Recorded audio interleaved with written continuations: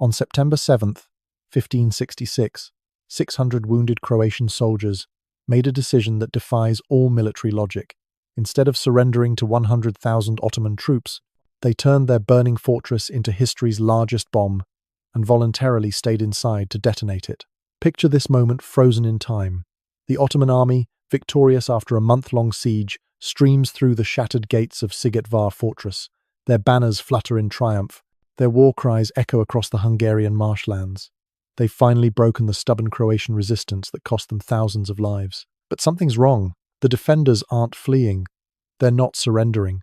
Instead, 600 blood-soaked Croatian soldiers stand in perfect formation in the courtyard, their commander, Count Nikola Zrinski, at their head, dressed in his finest silk uniform with a purse of gold coins sewn into his collar, payment for whoever would bury him.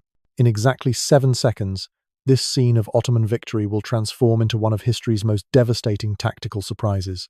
The very stones beneath their feet will become weapons. The fortress itself will cease to exist, and with it, 3,000 Ottoman soldiers will simply vanish. 1 month earlier, this same fortress stood as the last barrier between the Ottoman Empire's massive invasion force and the heart of Christian Europe. The numbers were impossible.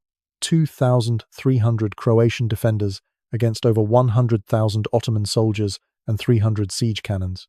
Military logic said they should last 3 days, maybe 5. They lasted 32. But here's what makes this story extraordinary. The defenders had 3 chances to surrender with honor. They had permission to retreat. They even had a relief army just 50 miles away. Yet they chose something else entirely, to transform their defeat into a weapon that would echo through centuries. How did they hide tons of gunpowder from an occupying army? Why did the Habsburg Empire abandon its most loyal defenders? What drove Count Zrinski to choreograph not just his own death, but an apocalypse that would change European history forever? To understand how 600 men orchestrated their own annihilation to save a civilization, we need to understand the world they were trying to save. If you're fascinated by the untold stories of history's most devastating last stands, hit that like button and subscribe, because what I'm about to reveal will change how you see medieval warfare forever. Now, let me take you back to the swamplands of Hungary where the fate of Europe hung in the balance. The year 1566 marked a critical moment in the centuries-old struggle between the Ottoman Empire and Christian Europe. Sultan Suleiman the Magnificent, the man who had transformed the Ottomans from a regional power into a global empire, was 72 years old and leading what would be his final campaign. For 46 years, his armies had swept across 3 continents, conquering Belgrade, Rhodes, most of Hungary, and reaching the gates of Vienna itself. But Suleiman had a problem. Despite his vast empire stretching from Baghdad to Budapest, one small Croatian count kept disrupting his European ambitions. Count Nikola Šubić Zrinski wasn't just another nobleman. He was a military genius who had turned a swampy fortress in southern Hungary into a knife pointed at the Ottoman supply lines. Szigetvar wasn't much to look at. Built on an island surrounded by marshland, connected to dry land by a single causeway, it seemed more prison than fortress. Yet its strategic position made it invaluable. Any Ottoman army marching toward Vienna had to pass within striking distance. Zrinski had used this advantage ruthlessly, launching raids that destroyed supply convoys and scattered Ottoman forces. The Habsburg Emperor, Maximilian II, should have reinforced this vital position. He had 80,000 troops within marching distance. Instead, he chose to wait, hoping the Ottomans and Croatians would exhaust each other. This cold calculation would cost thousands of lives and nearly doom Christian Europe. Meanwhile, Suleiman assembled the largest invasion force of his reign. Contemporary accounts describe an army that took 3 days to pass a single point, 100,000 to 150,000 soldiers, including the elite Janissary Corps, supported by 300 siege cannons. Each cannon required a team of oxen to move and could hurl stone balls weighing up to 300 pounds. The logistics alone were staggering. This army consumed supplies equivalent to a medium-sized city every single day. But here's where it gets interesting. Suleiman wasn't supposed to be leading this campaign at all. His advisors had begged him to stay in Istanbul. The Sultan was dying, though this was a closely guarded secret. Gout had crippled his legs, dysentery racked his body. He could barely sit on his horse and had to be carried in a litter for most of the journey. Yet he came anyway. Why? Because Zrinski had made it personal. The Croatian count had rejected multiple offers of governorship from the Ottomans. He'd humiliated Ottoman commanders in battle. Most importantly, He'd sworn a sacred oath to defend Christianity that meant more to him than life itself. Zrinski knew what was coming. As the Ottoman host approached, he gathered his 2,300 defenders, mostly Croatian soldiers mixed with local Hungarian civilians who refused to flee. He burned every building outside the fortress walls, poisoned the wells, and turned the surrounding countryside into a wasteland. Then he did something that would define the siege. He sent away anyone who wanted to leave, keeping only those willing to die. His final message to the Habsburg Emperor was prophetic. "I will hold Szigetvar as long as I live. What happens after is in God's hands." The defenders spent their last peaceful nights transforming their fortress. What the Ottomans didn't know was that Zrinski wasn't just preparing defenses. Hidden in cellars and tunnels throughout the fortress, his men were positioning thousands of pounds of gunpowder in a pattern that would turn the entire structure into history's largest improvised explosive device.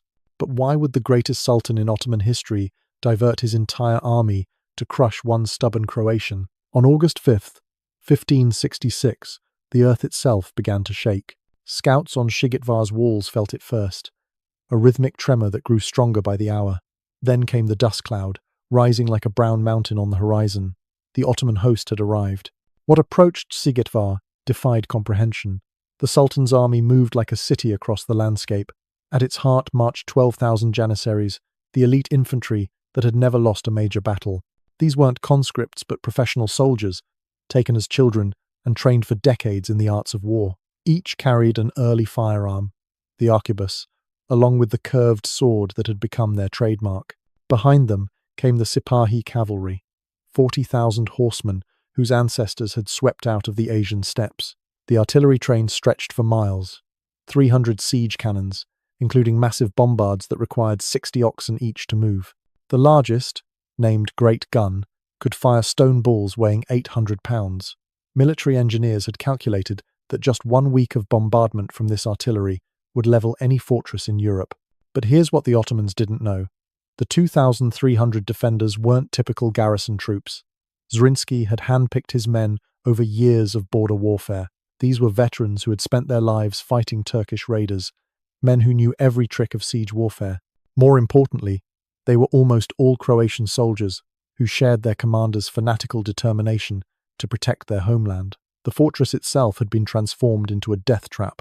Szigetvar consisted of 3 sections: the new town, the old town, and the inner castle. Each was separated by water and connected by narrow bridges that could be destroyed in minutes. The Croatians had spent months preparing. Every approach was pre-targeted by cannon. Every wall had fallback positions. Every building that couldn't be defended had been rigged to burn or collapse. Then Zrinski did something unexpected. As the Ottoman army deployed, he ordered his cannons to fire a salute, not at the enemy, but into the air. It was a message: "We see you, we're not afraid, and we're ready to die." The psychological impact rippled through the Ottoman ranks. These defenders weren't cowering behind their walls. The Sultan's war council convened that first night. Grand Vizier Sokolu Mehmed Pasha argued for bypassing Szigetvar entirely. Why waste time on this minor fortress when Vienna beckoned? But Suleiman, barely able to stand, slammed his fist on the table. "No Turkish army bypasses an enemy fortress," he declared. "We take Szigetvar, or we return in shame." What his generals didn't know was that Suleiman could barely return at all. The Sultan's physician later wrote that his master was dying by the hour. His insistence on taking Szigetvar wasn't strategy. It was the pride of a dying emperor who refused to let a Croatian count mar his final campaign. The numbers told a stark story. The Ottomans had a 50-1 advantage in men. Their artillery outgunned the defenders 15-1. They had unlimited supplies, while the Croatians had food for perhaps 6 weeks. By every military calculation, Szigetvar should fall within days. But castles in marshland follow different rules. The soft ground would absorb cannon impacts. The water barriers prevented mass assaults. The single causeway approaching the fortress became a killing field, where Ottoman numerical superiority meant nothing. Geography had given Zrinski one precious advantage. The enemy could only attack from one direction. As dawn broke on August 6th, the Sultan ordered the bombardment to begin. 300 cannons opened fire simultaneously, a thunder that could be heard 20 miles away. The Croatian defenders huddled in their positions as stone balls rained down like meteors. Buildings exploded, walls cracked, the very air seemed to vibrate with violence. But then something strange happened. After the initial shock wore off, the defenders began to count the rhythm of the bombardment.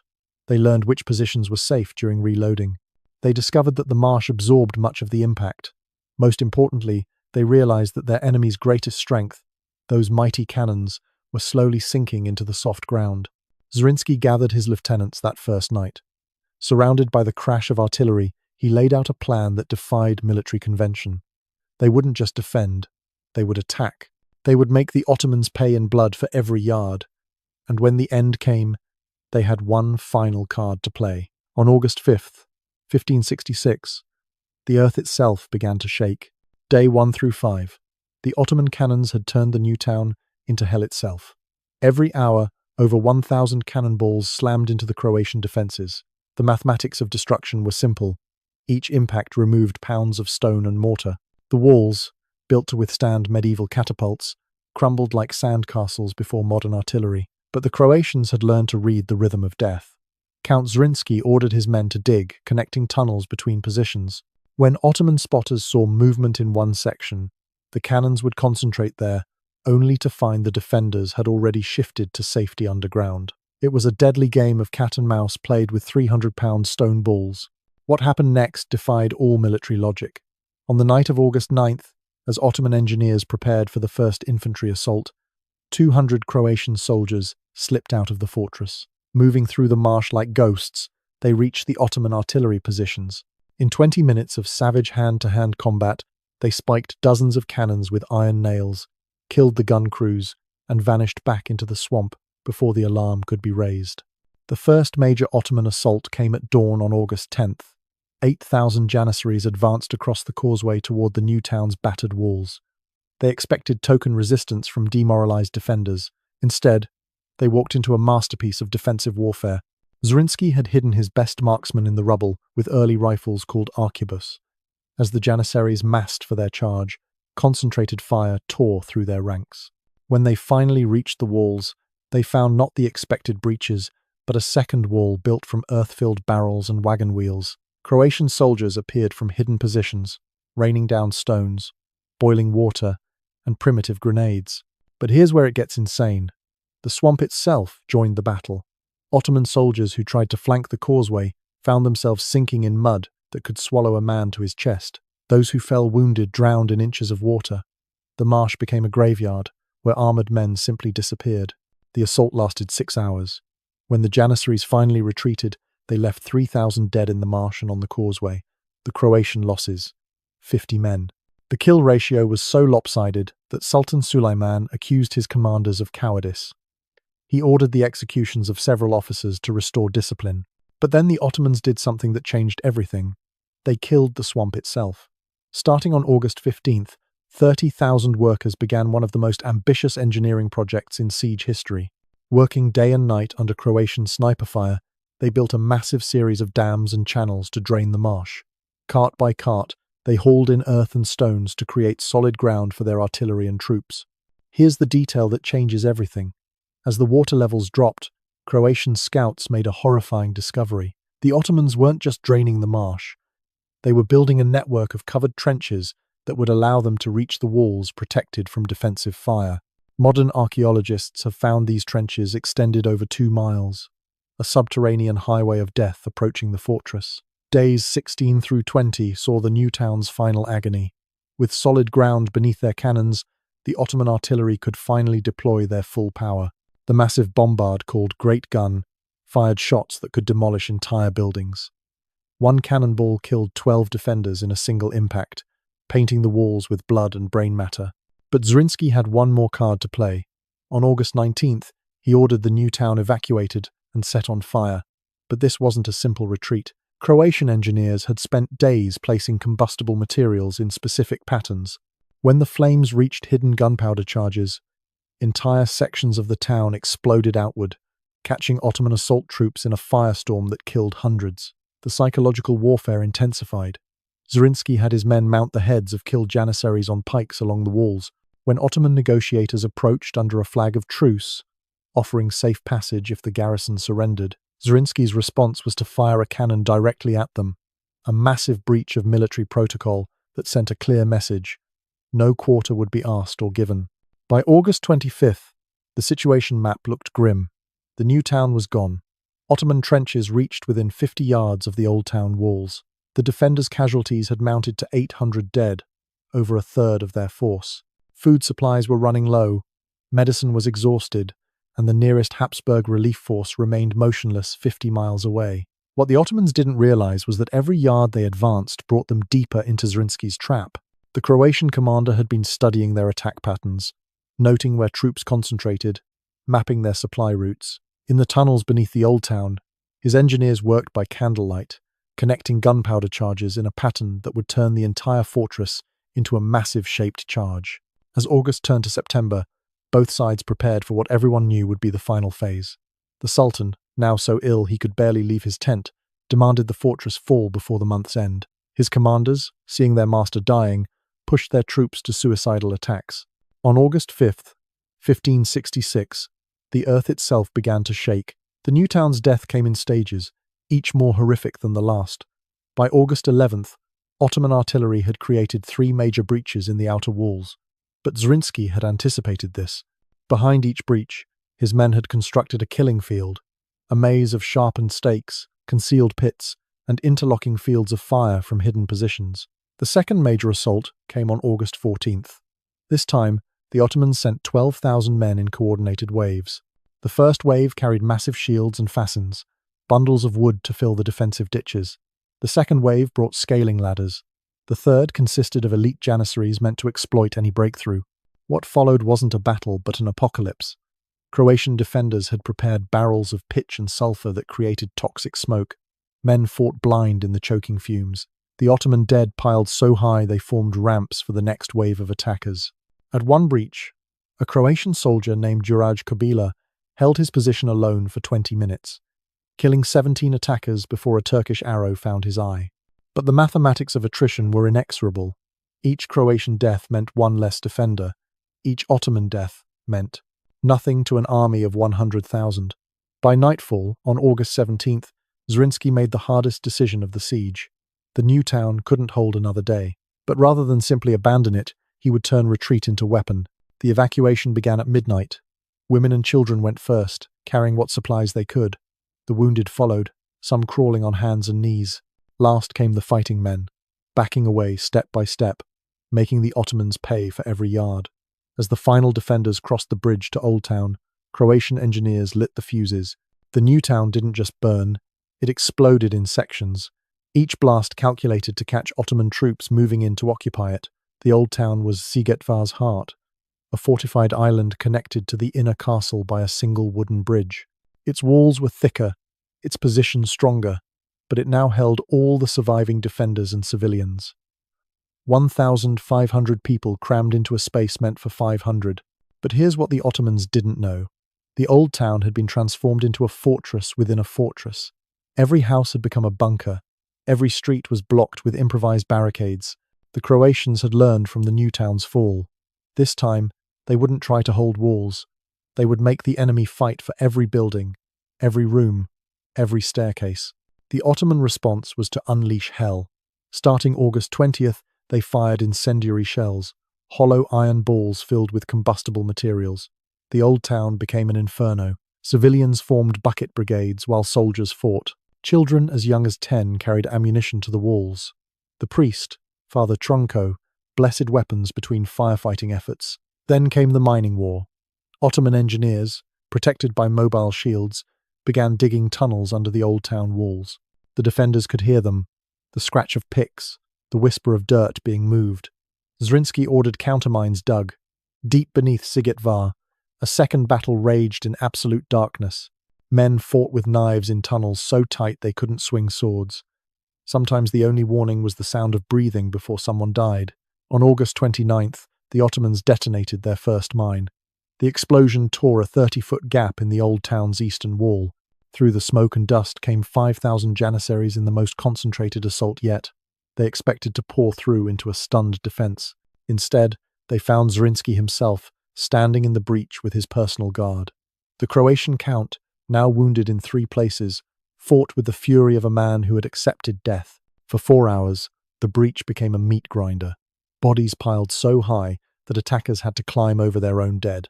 When the Janissaries finally retreated, they left 2,000 corpses. The breach was sealed with their bodies. By September 1st, the old town was unrecognizable. Continuous bombardment had reduced most buildings to rubble. The defenders fought from crater to crater, like a preview of World War I. The stench of death was so overwhelming that both sides wore cloth masks soaked in vinegar. But then something happened that nobody expected. Sultan Suleiman, watching from his command tent, suddenly collapsed. His guards quickly surrounded him, blocking the view from other officers. For 3 hours, the Ottoman assault continued, while their supreme commander lay dying. Only the Grand Vizier and the Sultan's physician knew the truth. What followed was one of history's great deceptions. Sokolu Mehmed Pasha made a desperate decision. The army couldn't know their Sultan was dead. It would destroy morale and might cause the entire campaign to collapse. They dressed Suleiman's corpse in his armor, propped him up in his tent, where he could be glimpsed from a distance, and issued orders in his name. Meanwhile, the siege reached new levels of savagery. Croatian women joined the fighting, pouring boiling water mixed with quicklime on attackers. One widow, Kata Patarika, killed 6 Ottomans with a cooking pot before being cut down. Children loaded weapons and tended the wounded. The old town's hospital, crammed into a church basement, became a chamber of horrors where the priest performed last rites assembly line style. This is where the story takes a dark turn. On September 4th, Zrinski received a final message from the Habsburg Emperor. The relief army would not come. Maximilian had decided that sacrificing Szigetvar would weaken both Ottomans and Croatians, making his own position stronger. The defenders were officially abandoned. The final days blurred into one continuous battle. The Ottomans no longer paused between assaults. Fresh troops replaced exhausted ones in a constant rotation. The Croatian defenders, now fewer than 800 capable of fighting, couldn't rest. Men fought until they collapsed, slept where they fell, then rose to fight again. September 2nd saw the old town's water supply fail. Ottoman artillery had deliberately targeted the wells and cisterns. The defenders were reduced to drinking wine mixed with vinegar. The wounded, desperate with thirst, licked blood from the stones, but Zrinski was preparing his masterpiece. In the tunnels beneath the inner castle, Croatian engineers had placed 3,000 pounds of gunpowder in a specific pattern, not randomly, but positioned to channel the blast upward and outward, turning the entire fortress into a massive claymore mine. The fuses were cut to different lengths, ensuring the explosions would cascade in sequence for maximum devastation. Here's what made this different from every other siege. The defenders weren't trying to survive anymore. They were choreographing their death for maximum impact. Every Croatian soldier was told the plan. None deserted. They would make their last stand in the inner castle, draw in as many Ottomans as possible, then ignite their funeral pyre. By September 5th, only the inner castle remained in Croatian hands. The old town was a smoking ruin occupied by Ottoman troops. The defenders numbered fewer than 600 men capable of bearing arms. Many were wounded multiple times. They had no food, no water, no medicine, no hope of relief. That night, Count Zrinski gathered his men for confession. Father Trnko, himself wounded, heard the sins of men about to die.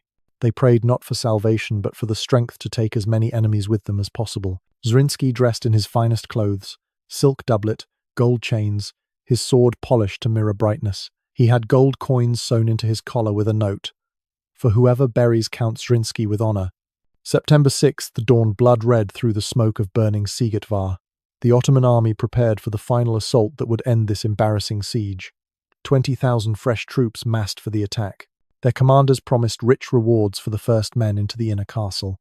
They didn't know they were being invited to their own funeral. Zrinski made his final preparations with calm precision. He ordered all remaining gunpowder brought to the designated points. The wounded, who couldn't walk, were given positions near the powder stores with lit torches. They would be the triggermen. Every man understood. When the Ottomans breached the inner castle, they would wait until the maximum number were inside, then light the fuses. But fate had other plans. That morning, a Hungarian turncoat in Ottoman service recognized the preparations. He'd seen similar tactics in mining operations. He tried to warn the Turkish commanders that something was wrong, that the defenders' behavior suggested a trap. His warnings were dismissed. After all, what could 600 exhausted men do against 20,000? The final Ottoman assault began at noon. This wasn't the careful, coordinated attack of professional soldiers. This was a race for plunder. The inner castle's gates, mysteriously, seemed weaker than expected. They gave way after just an hour of bombardment. Ottoman troops poured through, eager to be first to the loot. What happened next is still debated. Some accounts say Zrinski waited until 3,000 Ottomans were inside before giving the signal. Others claim he intended to wait longer, but was mortally wounded and gave the order early. What's certain is that at approximately 3:47 p.m. on September 7th, 1566, Count Nikola Zrinski raised his sword one last time and shouted a single word that would echo through history. Now, as dawn broke on September 7th, Zrinski gathered his last 600 men for a speech that would echo through eternity. Count Nikola Zrinski stood before his 600 remaining men in the inner courtyard. His words, recorded by the siege's only Christian survivor, remain one of history's greatest battlefield speeches. Brothers, you see how our fortress burns, how our walls have fallen, how death surrounds us. The emperor has abandoned us. No relief will come, but we are Croatians. We do not beg for mercy from those who know none. Today, we write our names in eternity. Our bodies will die, but our sacrifice will live forever. Let our enemies remember this day with terror. Let them speak of Croatian courage until the end of time. When they breach these gates, we attack. We will meet them with steel and fire, and when we fall, this fortress will become our tomb and theirs. For God, for Croatia, for eternal glory. The men responded with a thunderous war cry that reportedly made Ottoman soldiers pause in their advance. The gunpowder plot was an engineering marvel born of desperation.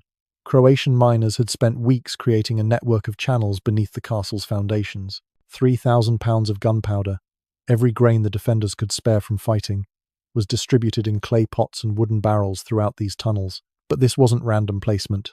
The Croatian engineers, led by a master bombardier named Ivan Varga, had calculated blast patterns. They positioned the charges to create a shaped explosion that would direct force upward and outward. Iron nails, broken weapons, and stone fragments were packed around the powder to create massive shrapnel clouds. The triggering mechanism showed similar ingenuity. Multiple fuses of different lengths ensured that even if some failed, others would detonate the charges. Wounded soldiers who couldn't stand were positioned at key points with torches. Their final duty would be to ensure the explosion happened, even if the mobile defenders were overwhelmed too quickly. Most ingeniously, the Croatians had weakened certain walls deliberately, creating invitation points where Ottoman troops would naturally concentrate. These areas sat directly above the largest powder charges. At 3:50 p.m., the inner castle's gates suddenly burst open, but instead of surrender, out poured 600 Croatian warriors in their final charge. Zrinski led from the front, his silk doublet making him an obvious target. They didn't form defensive lines or seek cover. They attacked. The Ottoman troops, expecting desperate defense, were psychologically unprepared for this suicidal assault. The Croatians fought like men who had already accepted death, because they had.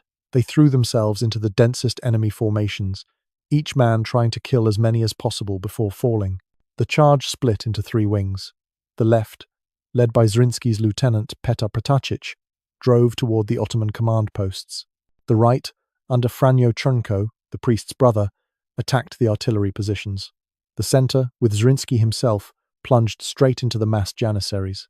For 20 minutes, 600 men held their own against thousands through sheer fury. Wounded Croatians continued fighting on their knees. Men with mortal wounds used their last strength to grapple enemies, holding them for comrades to kill. The Ottoman dead piled up so fast they created obstacles for their own forces. At 4:07 p.m., the first fuse reached its powder charge. The initial blast came from beneath the main gate, where 500 pounds of gunpowder detonated. The stone archway launched skyward like a catapult shot, crushing dozens of Ottoman soldiers. Before the echo faded, the second charge exploded under the eastern wall. Then the third, then the fourth. In 7 seconds, Szigetvar ceased to exist as a coherent structure. Witnesses a mile away described a column of fire reaching toward heaven. The sound was beyond thunder, a physical force that burst eardrums and knocked men flat. The ground convulsed like an earthquake.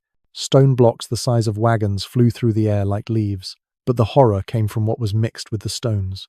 Bodies and parts of bodies, Croatian and Ottoman alike, were hurled hundreds of feet. A rain of blood, flesh, and burning debris fell across a quarter-mile radius. Men simply vanished, vaporized at the explosion's center. Others were shredded by flying metal and stone fragments packed around the powder charges. The blast created a pressure wave that killed even those untouched by debris. Ottoman soldiers 100 yards from the castle walls were found dead with no visible wounds, their internal organs liquefied by the shock wave. The lucky ones died instantly. Others, trapped under rubble or impaled by flying debris, screamed for hours. When the smoke cleared, Szigetvar was gone. In its place stood a smoking crater surrounded by rubble mountains. The devastation defied comprehension. Ottoman military engineers later estimated that 3,000 of their soldiers died in the explosion itself. Another 2,000 were wounded so severely they died within days. The Croatian defenders achieved their goal. None survived to be captured. Of the 600 who made the final charge, perhaps a dozen bodies were found intact enough to identify. Count Zrinski's body, marked by his silk clothes and gold coins, was discovered 200 feet from where he'd been fighting, apparently thrown there by the blast. But in the Ottoman Sultan's tent, an even greater drama was unfolding. The explosion's shockwave reached the command post, knocking over screens and revealing what the Grand Vizier had desperately tried to hide. Sultan Suleiman the Magnificent had been dead for 3 days. The Battle of Szigetvar's aftermath changed European history in ways the participants never imagined. Grand Vizier Sokolu Mehmed Pasha faced an impossible situation. The army's greatest victory had turned into a catastrophe. Their sultan was dead. Over 25,000 soldiers had died, taking a fortress that no longer existed. The march to Vienna was now impossible. The Grand Vizier's solution showed remarkable cunning. He maintained the fiction of Suleiman's survival for 3 more weeks, issuing orders in the dead sultan's name while racing back to Istanbul. Only when the army was safely in Ottoman territory was Suleiman's death announced.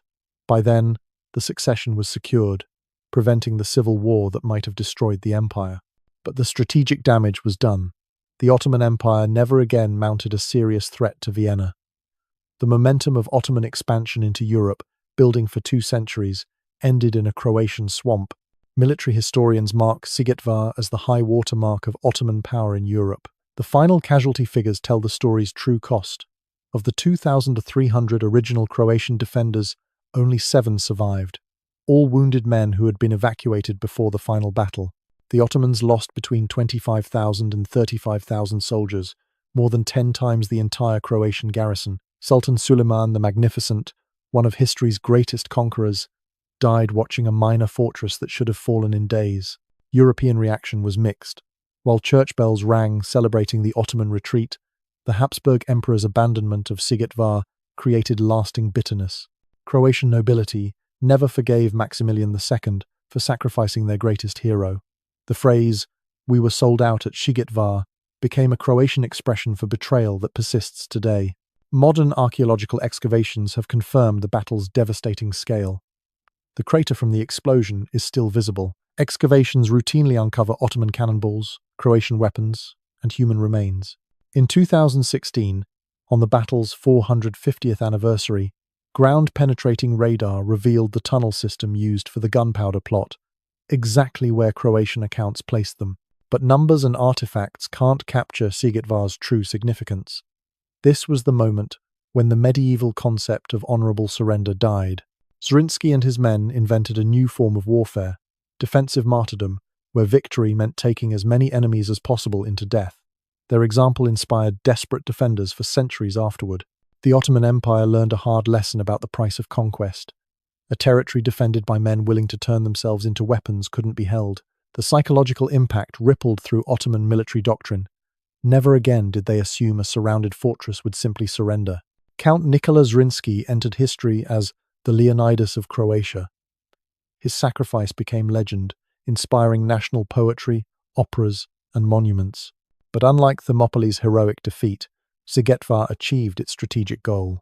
The Ottomans retreated, Vienna remained free, Christian Europe survived. In the end, 2,300 Croatian soldiers accomplished what Habsburg armies couldn't. They stopped the Ottoman Empire's advance. They paid the ultimate price, turning their fortress into a weapon and their deaths into victory. When surrender meant survival, they chose death and became immortal. The mathematics were simple. 600 men who chose to become a bomb saved a civilization.